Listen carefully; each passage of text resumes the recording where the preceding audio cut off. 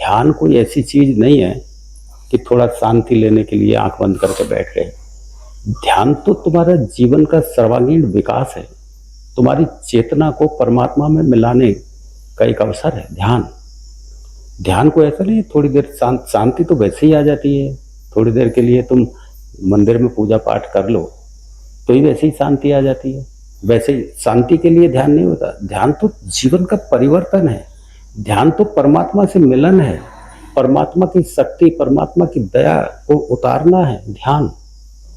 ध्यान को ऐसे थोड़ी है कि तुम आंख बंद करके बैठ गए। यदि सत्पुरुष की, गुरु की यदि दया में आप हैं तो चलते चलते ही आप उसका महसूस करेंगे। काम करते करते, आप नौकरी कर रहे हैं, आप व्यवसाय कर रहे हैं, आप यदि कोई भी काम कर रहे हैं तो उसमें ही आपकी पलकें भारी होने लगेंगी। ऐसा लगेगा आंखें बंद कर लो, घटनाएं घटने लग जाती हैं।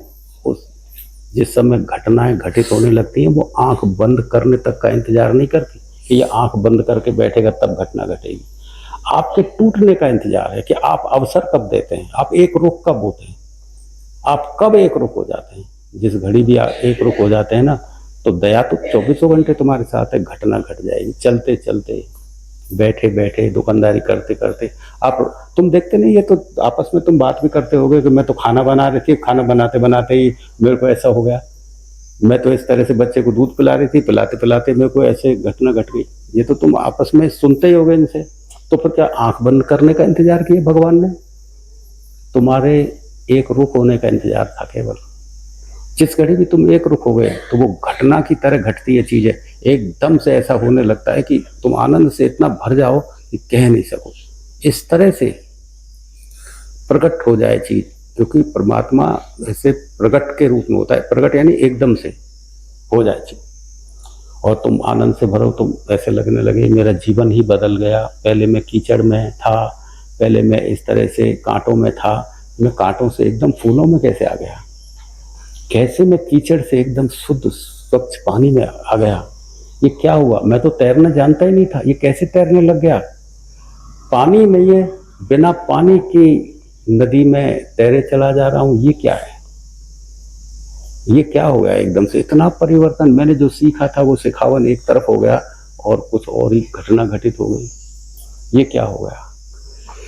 तो ये होता है तुम्हारे एक रुख होने से। जब भी थोड़ा अहंकार हल्का होने लगे, विरलता, अहंकार में थोड़ी विरलता आती है तो तुम देखना कि कैसे आंसू झरझर फूटने लगते हैं।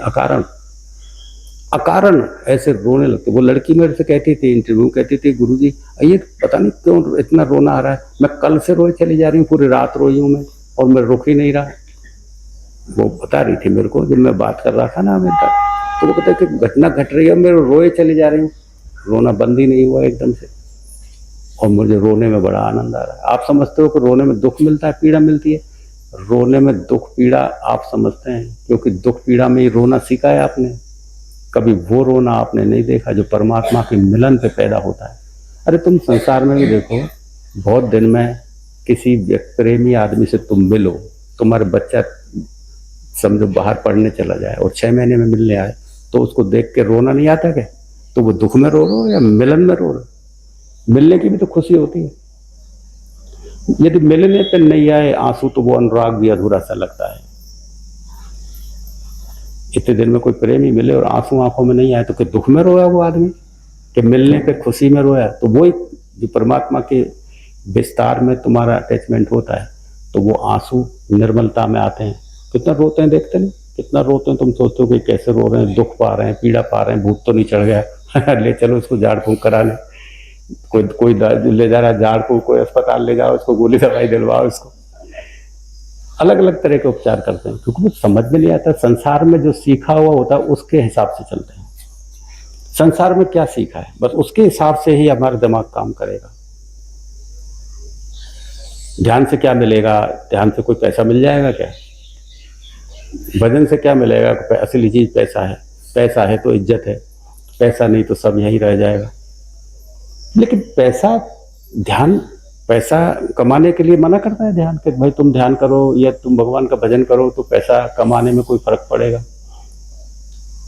इतने सारे लोग हैं, जहाँ तो कुछ जब तो को कितने सारे नए नए लोग जयपुर से जुड़े हैं, और ऐसे ऐसे लोग हैं जो बारीकियों में काम कर रहे हैं। कोई फिल्म बनाने में काम कर रहा है, कोई योगा सिखा रहा है, कोई कुछ ऐसे बारीक थोड़ी भी गलती हो जाए तो फट से पकड़ में आ जाए, और वो ध्यान की इतनी गहराई में चले गए जिनको आप देखो तो उनकी बातों से समझो कितना गहरा चले गए, कोई फर्क नहीं पड़ा, आराम से वो लगे हुए। ये तो धारणा बनी हुई तुम्हारी कि पैसा कमाने में चित्त नहीं लगेगा, अभी तो बुढ़ापे में भजन करने की उम्र होती है। बुढ़ापे में जब सारे अंग शिथिल पड़ जाएंगे, रीढ़ की हड्डी में दर्द होने लग जाएगा, घोंटू जवाब दे जाएंगे, मरे मरे जियोगे जब भजन करोगे, हारे का हरि नाम लोगे, तो वो तो हारे का हरि नाम है, हार गए तो नाम ले रहे हो भगवान का। भगवान का नाम तो जोश में माना जाएगा जिस समय जवानी है। और आज तक जितने भी लोग भजनानंदी हुए ना, चाहे वो हनुमान जी हैं, चाहे वो मीराबाई है, चाहे वो चैतन्य महाप्रभु है, चाहे कबीर है, चाहे नानक है, रैदास है, भरी जवानी में भक्त बने थे।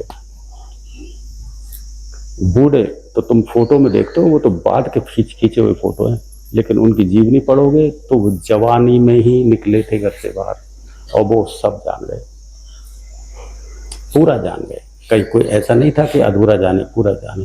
और फिर वो उन्होंने शादी ब्याह नहीं किए।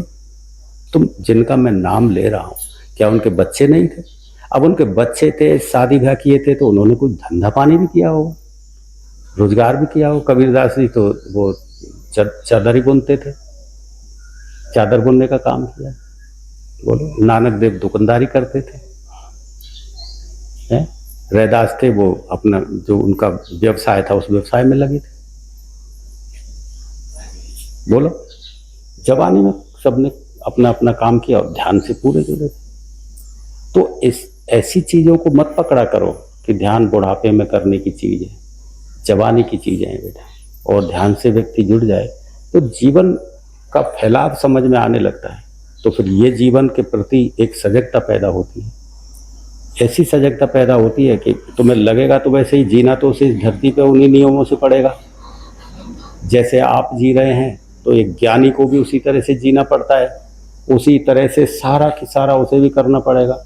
लेकिन बेटा कोई सजगता उसके अंदर ऐसी आती है कि उसके जीने में और तुम्हारे जीने में लगेगा तो एक सार, लेकिन बहुत बड़ा फर्क है बेटा। एक अधीनता में जी रहा है, एक मालिक बन के जी रहा है, बहुत फर्क है। आपको बाहर से पता नहीं लगेगा, आपको बाहर से तो ऐसा ही लगेगा कि आपसे भी ज्यादा गिरा हुआ है, आप ज्यादा समझदार हैं, आपकी समझ इतनी अच्छी काम कर रही है कि आप सलाह दे सकते हैं उसको, आप उसको रास्ता बता सकते हैं, तू गलत कर रहा है मैं सही हूँ। ये इन बातों से पता नहीं लगता, ये चीजें तो संसार के नियमों के हिसाब से हैं। बुद्धि की प्रखरता आप में ज्यादा हो गई है तो आप हिसाब से कुछ ज्यादा अच्छा बता सकते हैं, लेकिन आत्मा के स्तर पे नहीं जिए हुए आपको भी।